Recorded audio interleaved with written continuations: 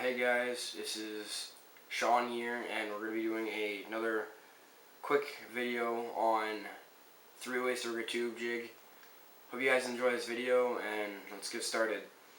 So first off, it's for those of you who don't know what a tube is, it's either you were just beginning to fish or you've had your head under a bucket. Because tubes are one of the most successful baits ever to be made, and they're extremely simple. All it is a hollow piece of plastic with the end cut to look like a squid, as lots of beginner fishermen would say. And basically there are three main ways that I rig it, and I know a few of my buddies who fish the tournament circuit rig it, are either internally rigged with an internal jig head. I add my own rattles to mine. I don't bother to buy ones with rattles, I add my own. Don't know if you can hear that or not, but I prefer to add my own. Then of course is the classic Texas rig. Of course you got your different tubes. They can fit whatever different tubes fit, different size hooks. I know these extreme bass tackle tubes fit 4/0 perfectly, and they're the perfect size.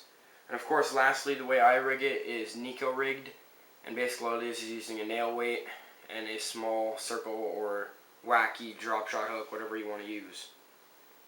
So we're going to get started by rigging it traditionally with the classic jig head. And what you do first is you take your tube and lay the frills out to where when you rig it up, there's none going to be crossing over or anything. It's gonna prevent the tube from looking unnatural, as you see here. Then what you want to do is either spray some scent in there, or if you don't have any scent or you prefer just to use saliva, go for it. That is going to help lubricate it and have your jig slide in much cleaner into the tube without tearing apart your tube. And a lot of people will put the lead straight into their mouth and get it all covered in saliva. You don't want to do that. It's lead, it's your mouth, they do not mix. So now what you do is you want to find the point where the frills separate the most. Here it's where my finger is marked. And then what you want to do is just take your tube, take your jig head, slide that up all the way up to the end, straight up to the end, just like that, and pop the eye of the hook out. Right there, I got a little piece of line that's obstructing it. There we go. Then also, sometimes you'll have your tube curved a little because your hook is too short. All you can do for that is you can just tear it. Come right there and tear your tube a little bit. There we go, now you see as the tube lays straight. That's the main way to rig it. That's when you're fishing deeper or open water, sand, anything like that. Next way is for flipping and pitching. It's classic Texas rig. Everybody who's fishing should know this. You take your hook, in this case Gamakatsu EDLWG, into the nose of it. Normally when you're Texas rigging you go right up to the curve. What I'll do for tubes is I'll go out just past the barb and come out through the bottom. And then you come up to the end, twist.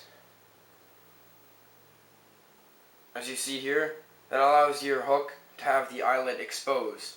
And what I'm doing when I have my weights on, when I'm Texas rigging with weights, if you Texas rig if you have your tube covering your knot or any of your soft plastic and you peg your weight, or you have your weight bouncing back and forth, what that's going to do is going to slide. It's going to push your plastic bag down the hook. That's why a lot of people don't like Texas rigging, because their baits slide down the hook. It's because you have your plastic rig too far ahead. That's one tip a lot of people overlook. And what you do is when you come out here, find where your tube lays naturally, mark it with your thumb, bend the bait, come straight through, just like that. As you see here now, you got your eyelet exposed, coming up here, and your tube rigged straight.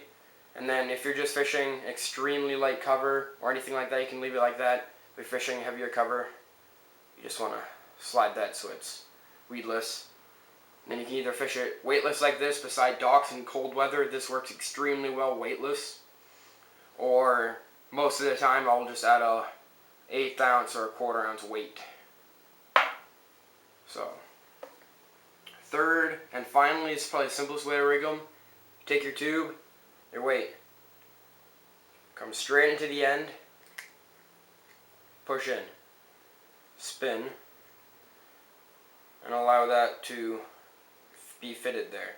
Because I don't have any screw weights left, I use these ones. Normally I'll just put a little dab of super glue right there. I'll just hold that there for a few seconds. I don't have any super glue with me right now.